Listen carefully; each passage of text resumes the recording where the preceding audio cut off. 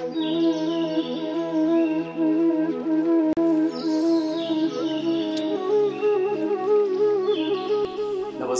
ऑलरिश media प्रस्तुत अध्यात्म या नवीन कार्यक्रमात मी गोकुल आपल्या सगळ्यांचं अगदी मनस्वी स्वागत करतो. मित्रांनो, आजची आपली जी मुलाखत आहे ही फार आगळीवेगळी आहे. एका विशेष व्यक्तिमत्वाची मुलाखत आज आपण करतोय.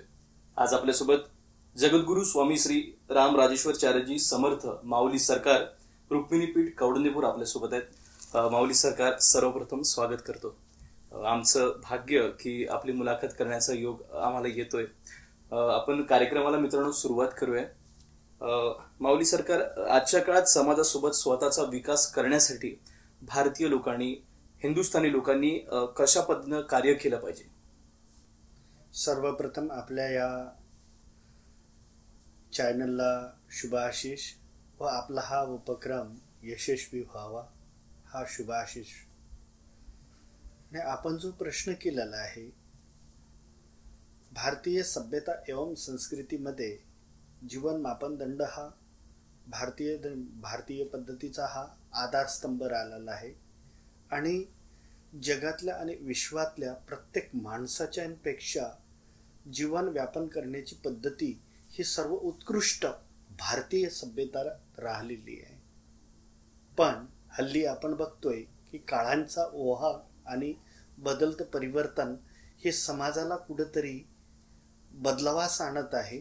पण भारतीय सभ्यता एवं संस्कृतीला आपण जर पूर्वगामी संस्कृती जर पाहिली तर आपण म्हणायचं की भारत सोने की चिडिया आहे.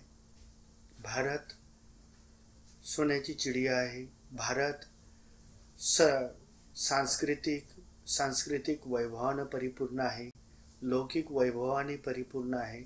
आणि आणि देश केव्हा समृद्ध होतो की ज्या वेळेला समाज समृद्ध होतो, त्यावेळेला देश समृद्ध होतो. आणि भारतीय सभ्यता एवं संस्कृतीनं गौरवान्वित करणारी ती संपदा या भारतात होती. म्हणून हा समाज समृद्ध होता. पण हल्ली आम्ही बघतो की या देशामध्ये नाना प्रकारचा बदलाव येत आहे. माझं देखील मत असं नाही की आपण जुन्या रूढ्या परंपरा संस्कृती या सगळ्यांना घेऊन चाललंच पाहिजे. वैभवी असणारी भारतीय सभ्यता संस्कृतीला आजच्या भारतीय माणसांनी ज्या पद्धतीने स्वतःतला एक बदलाव आणि निर्माण केलेला आहे, तर मला तर असं वाटतंय की विचाराची दरी आणि विचाराचा खोलवटपणा हा समाजात कुठेतरी आलेला आहे. ज्या जीवन मापन पद्धतीकडे आम्ही धावत आहे किंवा धावा घेत आहे, ही वैभवी तर आहे पण समाधानकारक नाही आहे. वैभवी आहे पण समाधानकारक नाही आहे. मग समाजाला पूर्वीमध्ये आम्ही बघायचं की घरामध्ये जर आमचे पाच गोष्टी जर असेल, चंद्रबुद्धी स्तंभ, औद्योगिक स्तंभ, यांत्रिक स्तंभ, शिक्षा स्तंभ आणि निर्वाण स्तंभ. आता नेमकं चंद्रबुद्धी स्तंभ म्हणजे काय, तर शिक्षा स्तंभ अर्थात शिक्षा सशक्तीकरण, औद्योगिक स्तंभ म्हणजे उद्योग सशक्तीकरण, सामाजिक स्तंभ म्हणजे समाज सशक्तीकरण, यांत्रिक स्तंभ म्हणजे यंत्रमंत्रवाला नव्हे हुनर सशक्तीकरण, आणि निर्वाण स्तंभ म्हणजे भक्ती मापदंडाला असणाऱ्या माणसांनी आपला सर्वांगिक आध्यात्मिक विकासाचं सशक्तीकरण. या परिपूर्ण गोष्टी जर असेल तर आजच्या समाजाचा विकास घरादारात परिपूर्ण होईल आणि भारतीय सभ्यतात आणि समाजामध्ये सुद्धा विकास व्हायला उशीर लागणार नाही. माऊली सरकार, आजच्या तरुण पिढी जी आहे ही हायटेक आहे. गेल्या 5-7 वर्षापासून टेक्नो सवी झालेली आहे. या दरम्यान कुठेतरी अध्यात्म जे आहे, आपलं पारंपरिक अध्यात्म किंवा रेग्युलर अध्यात्म जे आहे हे दूर जातंय. म्हणजे अध्यात्माची ओढ तरुणाईला नाहीये. तर ही का बरं होत असेल? याच्यासाठी तरुणाईला अध्यात्मासोबत पुन्हा कनेक्ट करण्यासाठी काय करता येईल? समाजामध्ये आम्ही हल्ली बघतोय की अध्यात्माचाच अर्थ आगळा वेगळा काढला गेलेला आहे. अध्यात्म म्हणजे काय, तर राजेश्वरांनी प्रश्न केला, अध्यात्म कुणा म्हणावे. राजेश्वरांनी प्रश्न केला, अध्यात्म कुणा म्हणावे. अध्यात्माचा अर्थच आम्ही आगळा वेगळा हल्ली काढलेला आहे. पूजा पाठ करणे याला अध्यात्म म्हणतो, पण अध्यात्माचा खरा अर्थ आहे अध्यापन करणे, ज्याचा कुलगुरू ईश्वर आहे, चांगले विचार प्राध्यापक आहे, तुम्ही आम्ही स्टुडंट आहोत. आणि स्वाध्याय म्हणजे अभ्यास, अभ्यास म्हणजेच पूजा पाठ करणे आहे. मग ज्या पद्धतीनं चांगला आयाम व्यायाम नेम जो करतो तो चांगला धष्टपुष्ट ज्याप्रमाणे होतो त्याचा विकास होतो. तर हल्ली आम्ही बघतोय की अध्यात्म म्हणजे पूजापाठ करणे याला अध्यात्म म्हणतो, पण खरा अर्थ आहे अध्यापन करणे. मग अध्यापन करणे म्हणजे नेमकं काय? समाजाच्या मापदंडाशी अध्यात्माचा, जेथपर्यंत अध्यात्म नसेल आणि अध्यात्माचं अध्यापन नसेल तर समाजामध्ये विचाराचा खोलगटपणा निश्चितच येणार. तुम्ही सुद्धा ऐकलं असेल की पूर्वी साधू संत महंत महात्मे या सगळ्या महात्म्यांनी एक उपदेश केला की दारू घेऊ नका, व्यसन करू नका, चुकीच्या कामाला जाऊ नका. अर्थातच आम्हाला जे आमच्यातले अविचार आहे त्या विचाराचा त्याग करायचा आहे आणि या विचाराला अध्यापन करायचं आहे, अर्थातच आत्मसात करायचं आहे. आणि स्वाध्याय काय हो? स्वाध्याय म्हणजे अभ्यास होतो. मग अभ्यास हा कसा निरंतर चांगला राहील की आपण पूजा करतो, पूजा घालणे हा एक प्रकारचा सात्विक विचाराचा आयाम व्यायाम आहे की जो निरंतर जर आम्ही करत राहिलो तर चांगल्या विचाराची सूची ही प्राप्त होते. म्हणून समाजामध्ये अध्यात्म असणे हे फार आवश्यक आहे. आणि युवा पिढीने तरुणाईनी सुद्धा चांगल्या निदान पूजापाठ नाही तरी चांगल्या विचाराचा आयाम व्यायाम हा निश्चितच करायला पाहिजे. कोण की चांगल्या विचाराचा आयाम व्यायाम जर केला असेल तर कुठल्याही विवाहामध्ये युवतीमध्ये चांगल्या विचाराचा विकास होण्यासाठी अध्यात्माची फार मोठी गरज आहे. अध्यात्म समाजातल्या प्रत्येक माणसाला चुकीच्या गोष्टीपासून चुकीच्या गोष्टीला जुळण्यापासून प्रवृत्त करत नाही, चांगल्या गोष्टीला जुळण्यासाठी प्रवृत्त करते. म्हणून अध्यात्माचा आयाम न्यायाम हा प्रत्येक माणसामध्ये आणि तरुणाई आणि युवकामध्ये असायला पाहिजे. नक्कीच. दुसरा प्रश्न, भारताच्या अखंडतेचा आणि सार्वभौमत्वाचा अभिमान जर वाढवायचा असेल तर भारत सरकार, सत्ताधारी आणि विरोधकांनी नेमकं काय करायला हवं? रामानंद संप्रदायांचा एक मात्र शब्दघोष होत आहे, जाती पाती पूजना होय, हरिक भजे हरिक होय. मग साधू संतांनी सार्वभौमक अखंड भारताला एका दृष्टीनं पाहिलेलं आहे. पण विचारधारी व सत्ताधारी व अविचारधारी या विचाराचा ताळमेळ हा कधीच राहिलेला नाही. त्यामुळं भारताला किंवा या सार्वभौमिक भूमीला कधी ती दृष्टी आली नाही. मग ती दृष्टीत नेण्यासाठी, भारताचा सर्वांगीण विकास करण्यासाठी आज आम्ही बघतोय की आमच्याकडे समाधान आहे पण समाधान नाही. 5 लाख विवाह रोज दरवर्षाला पास होतात. एज्युकेशन परिपूर्ण करते, पण आमच्या सत्ताधाऱ्यांकडे किंवा आमच्या सत्तेकडे त्याचं समाधान नाही. मग सर्वांगीण विकास करण्यासाठी सार्वभौमिक विचाराने विपक्ष पक्ष असो की पक्ष असो की सत्ताधारी असो, त्यांनी ज्याप्रमाणे आपला स्वतःचा विचार करतो, घर एक घर त्याचं स्वतःचं आहे आणि एक घर देश आहे. आणि देशाचा जो माणूस विचार करतो तो सार्वभौमिक या देशाचा होऊ शकतो. मग ते सार्वभौमिक विकास होण्यासाठी आज आपल्या भारतामध्ये एक उदाहरण देतोय आपल्याला.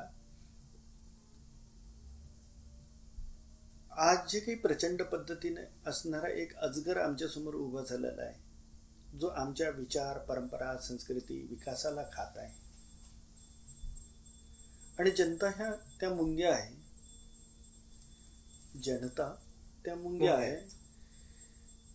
आणि अजगर रोज मात्र एका पक्षाचा, क्योंकि प्रत्येक माणूस एक पक्षी आहे आणि त्या पक्षाचं पिल्ल रोज खात आहे. म्हणून तिथून एक मुंगी जात होती आणि त्या मुंगीने त्या पक्ष्याला विचारलंय की का रडत आहे तू? तिने सांगितलं की हा अजगर माझ्या मुलांना खात आहे, अजगर माझ्या मुलांना खात आहे. म्हणून मुंगी म्हणाली की उद्या तुझ्या पिल्लाला या दिमकवर ठेव, अर्थातच वरुळावर ठेव. आणि वरुळावर दुसऱ्या दिवशी ठेवलंय. तो चिमण्यांना सुद्धा विचार पडला की इतकीशी मुंगी काय करू शकते. जसे त्या याच्यावर ठेवलाय, सरपटत एक अजगर आलाय. हजारो लाखो मुंग्या येऊन त्या अजगराला, म्हणजेच अर्थात आजच्या आमच्या सत्ताधारींनी किंवा विपक्ष असणाऱ्या सगळ्या लोकांनी सार्वभौमिक राष्ट्राला व देशाला एकात्मक दृष्टीने जर पाहिलं तर मला तरी असं वाटतंय की भारताचा सार्वभौमिक विकास होईल. निश्चितच. सनातन हिंदू धर्माच्या परंपरा समजून घेण्यासाठी आपण काय करणं गरजेचं आहे माऊली सरकार? सनातन, मी नेहमी एक म्हणत असतोय की सनातन धर्म हा उत्कृष्ट धर्म आहे. अर्थ है, धर्म है, कर्म है, मोक्ष है, यही तो सनातन हिंदू धर्म है. धर्म है, धर्म है, धर्म है. उग्र ही लालिमा केशर रंग की, देखिए भगवे रंग की. म्हणजे ज्याप्रमाणे आकाशामध्ये सकाळीच उदय सूर्याचा भगव्या छटाने होतो आणि संपूर्ण जगाला जसा सूर्यप्रकाश देतो आणि कणाकणात सूर्याचा प्रकाश हा पोचतो, असा सर्वांगिक प्रकाश ज्याप्रमाणे पोचतो असा सर्वांगिक विकसित धर्म म्हणजे सनातन धर्म. आज सनातन धर्माच्या विषयी उघड काही गोष्टी बोलल्या जातात. माझा देखील एक प्रश्न आहे की वर्तमानात आलेला जो एक महामारी जी आलेली आहे, जी अदृश्य आहे, आज सरकार व डॉक्टर सगळे लोक सांगतात की स्पर्श करू नका. मग आजची सुसभ्य संस्कृत समाज व युवा पिढी या गोष्टीला काय नाव देईल? अस्पृश्यता. मग पूर्वीच्या काळामध्ये धर्म संविधान होतंय, आज संविधान आहे. आज कुठलीही गोष्ट संविधानानं समाजाला लागू होते आणि संविधानाच्या पूर्वी धर्म संविधान होते. त्यामुळं समाजाला कुठलीही गोष्ट ही धर्म संविधानानं लागू होत होती. मग त्या काळामध्ये आमच्याकडे ॲलोपॅथीने आयुर्वेदिक होते, आज आमच्याकडे शुभविवाह होते. सगळं सार्वभौमिक, सगळा प्रत्येक माणूस पाहिजे, बरोबर. पण सनातन धर्मावर हा प्रोपोगंडा केला जातो का हा धर्म असं करतो. सनातन धर्म मात्र गीतेचे जे अंग आहे त्याप्रमाणे समृद्ध धर्म आहे. गीतेमध्ये कर्मयोग, ज्ञानयोग, योग, ध्यानयोग आणि मुक्ती, जीवन चाललेल्या पद्धतीमध्ये जीवन व्यापन करणाऱ्या मापदंडामध्ये चारही पद्धतीला पुरुषार्थासाठी घ्यावं लागते. उत्तम कर्मयोग घेतल्याशिवाय, उत्तम कर्म केल्याशिवाय माणसाचा परिचय होत नाही. उत्तम ध्यान धरल्याशिवाय माणसाचा आध्यात्मिक विकास किंवा सार्वंगिक विकास होत नाही. योग धरल्याशिवाय माणसाला धैर्याची ती प्राप्ती होत नाही. ज्ञानयोग घेतल्याशिवाय बुद्धिद्वय हा प्राप्त होत नाही. उच्च विचाराकडे गेल्याशिवाय मुक्तीवर आणि मोक्षाकडे जात नाही. असा सनातन धर्म. पण सनातन धर्म म्हणजे काय नेमका? ते एक गाय. सनातन धर्म म्हणजे काय? तर गाय ज्याप्रमाणे आपलं दूध देते, दूध, घरात दही, दूध सगळं काही देते, याचप्रमाणे सनातन धर्माने वेद उपनिषद एक संस्कृती, लोकपरंपरा, रीती आणि समाज व्यापन करणारी पद्धती नुसतीच आध्यात्मिक नव्हे हो, आर्थिक विकासापासून तर तंत्र विकासापासून तर विज्ञान विकासापर्यंत देणारी समृद्धी म्हणजे सनातन धर्म होय. माऊली सरकार आजच्या अंध अनुकरणात गुंतलेल्या तरुण पिढीला भारताच्या वैज्ञानिक परंपरा आणि विचारसरणीशी कशा पद्धतीने जोडल्या गेलं पाहिजे? हा समाजातल्या दराखोऱ्यातला आजचा उद्भवता आणि येत्या काळातला घरादारातला हा सर्वांगिक असा मोठा प्रश्न उभा राहिलेला आहे की ज्याला युवा आणि युवक अंध पद्धतीने या समाजाच्या प्रत्येक विचाराशी तो जोडलेला आहे. आपण आज आमची युवा पिढी आणि युवा पिढींना मी म्हणू इच्छितो मित्र हो, मी देखील एक युवा आहे आणि तुमच्यासमोर बोलता नंतर जगद्गुरू, नंतर संत महात्मा वगैरे, नंतर मी जसे तुम्ही मित्र हो युवा आहे त्याचप्रमाणे मी देखील एक युवा आहे आणि आपल्यासमोर एक संवाद साधणारा आहे सुद्धा आपला मित्र समजा. म्हणजे मी सुद्धा एक युवा आहे आणि एक युवा तुमच्याशी बोलत आहे. अर्थात ज्या समृद्धीकडे आपण धावतोय किंवा आपण आज त्या समृद्धीला बघून विचारधारेला बदललेलं आहे. वर्तमानात आमचे विचारधारावर ज्याला काय म्हणायला पाहिजे, विचारधारावर संक्रमण किंवा आक्रमण जे होत आहे. पूर्वीच्या काळामध्ये कुठल्याही तरी विचारधाराचं एखादं आक्रमण व्हायचं, ते दृष्टीत पडायचं. पण मात्र आजचं जे संक्रमण आहे, आक्रमण आहे, अतिक्रमण आहे, अधिकरण आहे, ते विचारानं झालेलं आहे. म्हणून विचाराचा पगडा हा सर्वांगिक व्यक्तित्वापेक्षा विचार हा भारी पडत आहे. त्यामुळं हल्ली आमच्या विवाह आणि युवतींकडे एक विचाराचा एक प्रभाव वाहगाना ह्या जसं एखाद्या अविचाराचा डॅम भरलेला आणि तो त्वरितच फुटलाय आणि त्याचा प्रभाव इतका चालत आहे की त्याच्यामुळं आजूबाजूचे ज्याप्रमाणे दोन तट दिसत नाही, याचप्रमाणे आम्हाला सर्वांगिक विकास होण्यासाठी किंवा विचारधाराच्या आधारासाठी तो आमच्या दृष्टीत पडत नाहीये. आता माझा एक प्रश्न आहे की आपण सुशिक्षित म्हणून घेतो मित्र, तर माझाच एक प्रश्न आहे मित्र, आपण सुशिक्षित म्हणून घेतो तर सुशिक्षित कुणा म्हणावे प्रश्न केला राजेश्वराने. निकळ अक्षराचा परिचय झाला, शब्दार्थाचे ज्ञान झाले, विचाराने उपेक्षित, कसा म्हणू सुशिक्षित? शिक्षा घेतली केवळ स्वतःसाठी, अर्थ अर्जन करण्यासाठी, केवळ मात्र पोट भरण्यासाठी, तो सुशिक्षित बरा नव्हे. समाजासाठी थोडी शिक्षा असावी, राष्ट्रासाठी थोडी असावी, समाजासाठी थोडी असावी, देशासाठी थोडी असावी, स्वतःसाठी. या सार्वभौमिक विचारानं जो युवा आणि युवती जर जगलंय, तो राष्ट्राचं, देशाचं, समाजाचं सर्वांगीण भलं करू शकतो आणि अंधविचाराच्यातून बाहेर येऊ शकतो. खरंय. पुढील प्रश्न घेऊयात आपण. हिंदू समाजाची एकसंध राहण्याची गरज लक्षात घेता हिंदू समाजाप्रती त्यांची भूमिका पार पाडण्यासाठी संत आणि धर्मगुरूंची गरज जी आहे ती कशा पद्धतीने भासेल? आपला प्रश्न जो आपण केलेला आहे तो प्रश्न तर नेमका इतका बरोबर आहे, पण भासेल नाही. समाजाच्या जीवन मापन दंड करणाऱ्या याच्या पद्धतीमध्ये या मानव सभ्यतेला विकासाच्या संघ ऋषी मुनी देवमुनी पद्धती आणि संत आचार्य व धर्माचार्य ही पद्धती आजची नाही हो, हे आधी कालांतरापासून आहे. आणि समाजाला विज्ञान दिलंय, ज्ञान दिलं, ज्ञान दिलंय, ज्ञान दिलंय, विज्ञान दिलं, ज्ञान दिलंय. आज पण समाजामध्ये धर्मगुरू, संत आणि संतांची भूमिका समाजांसाठी सार्वभौमिक ही हमेशा राहिलीच आहे.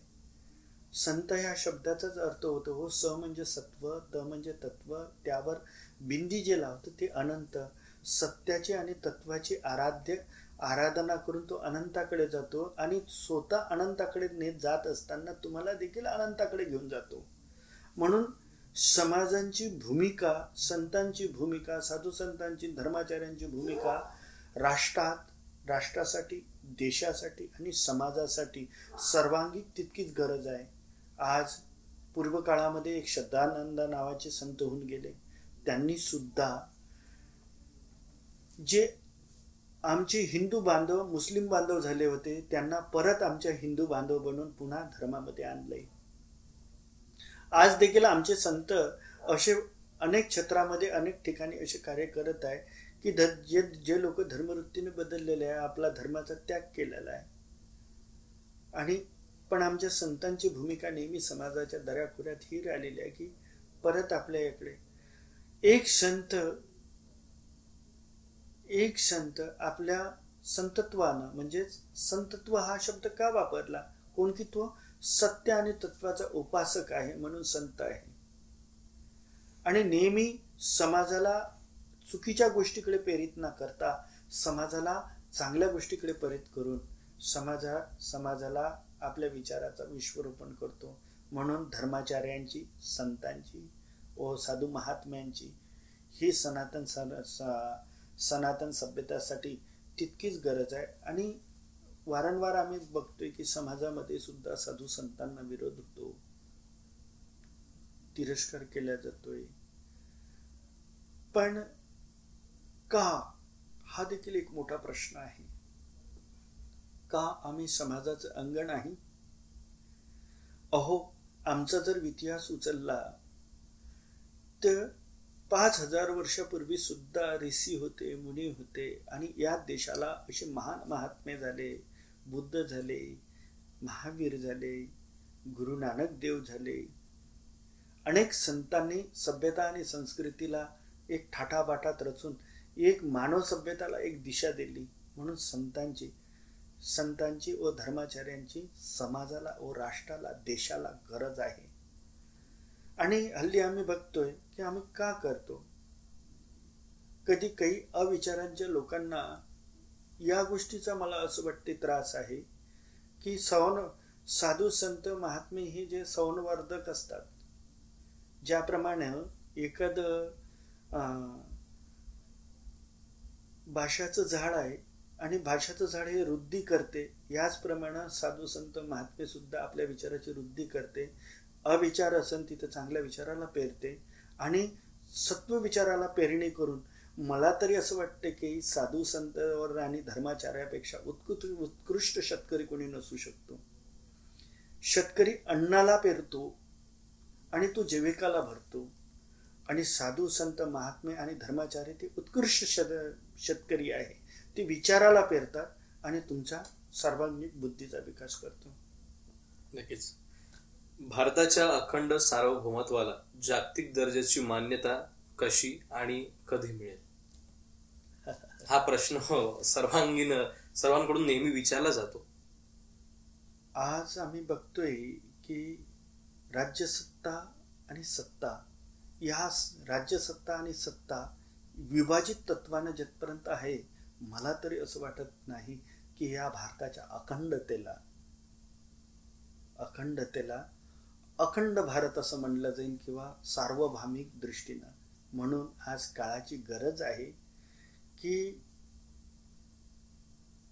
सार्वभौमिक विचार होण्यासाठी संविधानांचे विचार सुद्धा समान नागरिक असायला पाहिजे. आज आम्ही सार्वभौमिक मध्ये बघतो, अहो त्या काळामध्ये आम्ही म्हणत होते, मग त्याला आम्ही एका दराने एका स्किलनं नाव दिलंय सार्वभौमिक. त्यावेळेला सामाजिक दृष्टीनं आम्ही घेतलंय म्हणून वचनीच केलंय. आज सरकार देखील काय करत आहे, आज सरकार प्रत्येक व्यक्तीचा एक कॅटेगरी ठरवलेली आहे. पण तुम्ही समांतर जिथपर्यंत सार्वभौमिक समाजाला आणणार नाही तिथपर्यंत मला नाही वाटत की या भारताला विपक्ष, पक्ष व सत्ता हे एकत्रित गोष्टीने जिथपर्यंत बसणार नाही तिथपर्यंत अखंड किंवा सार्वभौमिक भारतामध्ये त्या दृष्टीने पाहिला जाणार नाही. माऊली सरकार, माणूस जगताना अनेक सूत्रांनी तो जगत असतो आपापल्या परीनं. तुम्ही अध्यात्मामध्ये काम करता आणि आपलं काही माणसांसाठी, लोकांसाठी काही सूत्र आहे, त्या पद्धतीने त्यांना जगता येईल. मी नेहमी पांचिक सूत्र बोलतोय आणि पांचिक सूत्र म्हणजेच अर्थात 5 सूत्र. मानव जीवन व्यापन करण्यासाठी पांचिक दंडाची गरज लागते. आणि ही जर मला असं वाटते कदाचित ही पांचिक सूत्र प्रत्येक माणसाच्या घरादारात असेल तर निश्चितच त्याचा सर्वांगीण विकास होणार. म्हणजे पंचसूत्र नेमकं काय, तर चंद्रबुद्धी आता हो, तुमच्यासमोर प्रश्न पडला असेल की चंद्रबुद्धी काय? चंद्रबुद्धी कुणा म्हणावे? बुद्धाज्ञाला जाणावे, बुद्धाज्ञाचा अनुग्रह घ्यावा, अर्थात शिक्षा सशक्तीकरण. आज आम्ही हल्ली बघतो की वाढदिवस करतोय, हे करतोय, ते करतोय. निश्चितच करायला पाहिजे, पण आपल्या घरामध्ये शिक्षा संस्कार सुद्धा झाला पाहिजे. बरोबर. मग हा शिक्षा संस्कार करायचा कसा? मदाने ओंकार घालावे, एका हाती खेळवणे असावे, एका हाती पुस्तक असावे, मनने राजेश्वराचे. आज आम्ही बघतोय की चिल्ड्रन माइंड पर्सनॅलिटी डेव्हलपमेंट, की आज लहान सहान मुलांना सुद्धा यंत्रतंत्रात वगैरे यंत्र, ज्याला आपण मोबाईलसारखं यंत्र महा म्हणतो, त्याच्यात सगळं सर्वांगी बापापेक्षाही मुलाला ज्ञान असते. म्हणजेच ज्याला जो विषय एका वयाच्या आतमध्ये येते म्हणजे पर्सनॅलिटी डेव्हलपमेंट, तो चंद्रबुद्धी स्तंभ म्हणजेच बुद्धाज्ञ, अर्थात घरामध्ये शिक्षा सशक्तीकरण असायला पाहिजे. शिक्षा जर सशक्तीकरण, शिक्षासारखं जर शस्त्र जर तुमच्या हाती असेल, मी नेहमी सांगतोय की शिक्षामध्ये आणि शास्त्रामध्ये काय फरक आहे? शस्त्रामध्ये, शिक्षामध्ये आणि शास्त्रामध्ये. शिक्षा स्वावलंबी जीवनाचं एक महाशस्त्र आहे. शिक्षा स्वावलंबी जीवनाचं एक महाशस्त्र आहे. शस्त्र शरीराचं रक्षा करते आणि शास्त्र आत्मिक रक्षा करते. म्हणून घरामध्ये शिक्षा सशक्तीकरण असायला पाहिजे. माणसाने कर्ज घेतलं तरी मुलाबाळांना शिकवायला पाहिजे. मग बोललंय तर फारच आहे, म्हणून पांचिक तत्व आपल्याला सांगायचे आहे. त्यानंतर माझा सामाजिक स्तंभ आहे. सामाजिक स्तंभ पुन्हा म्हणावा. सामाजिक स्तंभाचं मी चिन्ह ठेवलंय मुंगीचं शरीर आणि हत्तीचं सिर. आता म्हणाल की हे मुंगी आणि सिर कसं जुळेल? पण आजही सुद्धा 21व्या शतकामध्ये मुंग्या ज्या आहेत त्या मुंग्या एकत्रित आणि कौटुंबिक पद्धतीनं आणि सामाजिक पद्धतीने एकत्रित राहतात. बरोबर. आणि विवेकाचं प्रतीक म्हणजे हत्तीचं सिर. मग ज्या समाजामध्ये मुंग्यांसारखी एकता आणि हत्यांसारखा विवेक असेल, अशा समाजाला कोणीही तोडू शकत नाही. आज समाजामध्ये आम्ही आरक्षणाची लढाई बघतो. गणपती आले की 5,000 देतोय, दुर्गा आले तर 10,000 देतोय. हे निश्चित सांस्कृतिक कार्यक्रम हे निश्चितच करायला पाहिजे.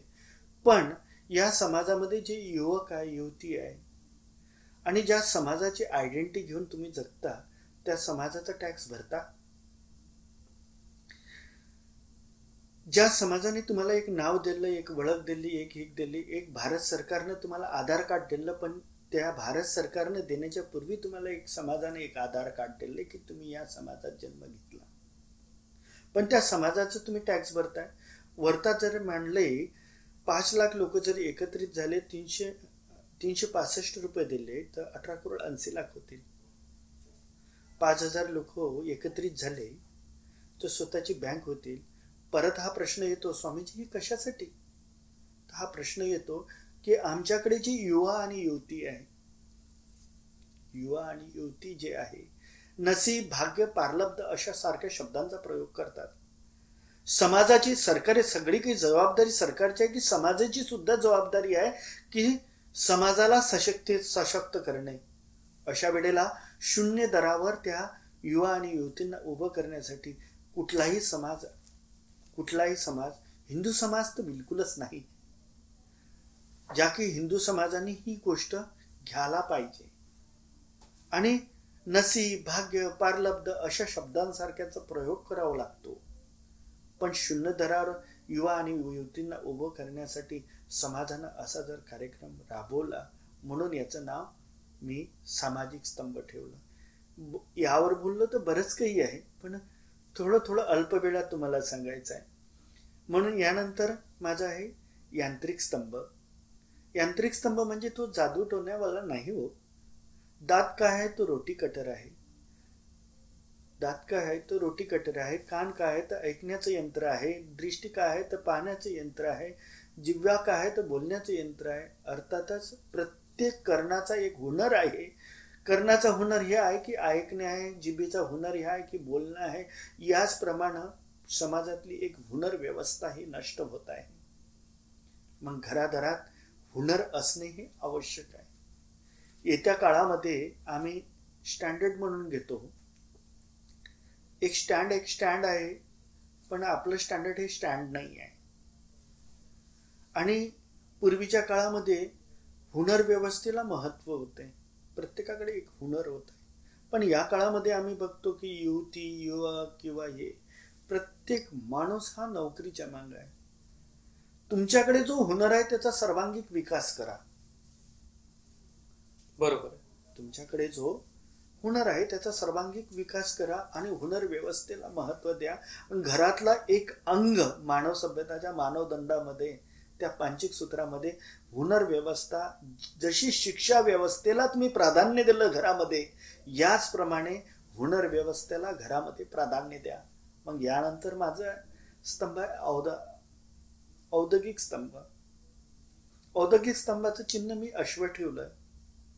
उद्योग हा नेहमी घोड्याच्या टापीसारखा चालतो, घोड्याच्या पाछळ्यासारखं चालतो. हल्ली आम्ही समाजामध्ये बघतो की जातीपातीचे आळोसे नसावे, लहान मोठे उद्योग करावे, जातीच्या शहाणपणाने घर चालत नाही म्हणणे राजेश्वराचे. घरामध्ये प्राधान्य उद्योगाला द्यावे. आणि अखेरचा माझा जो आहे तो निर्वाण. निर्वाण तुमचा कार्यक्रमच हा अध्यात्म आहे. जो परिवाहन करतो, जो चांगल्या विचाराचा वाहन होतो, त्या चांगल्या विचारातून परिवाहन होऊन विश्वराकडे वाहन होतो, म्हणून तिथं प्राप्ती भगवान होतो. आणि त्या भगवान शब्दाची प्राप्ती माणसाला झाला तर कार्यक्रमात त्या भगवान शब्दाची जर प्राप्ती जर झाली तर माणसाचं एक सूत्र आहे की 365 गुणिले 100 जर केले तर 36,500 दिवस होते.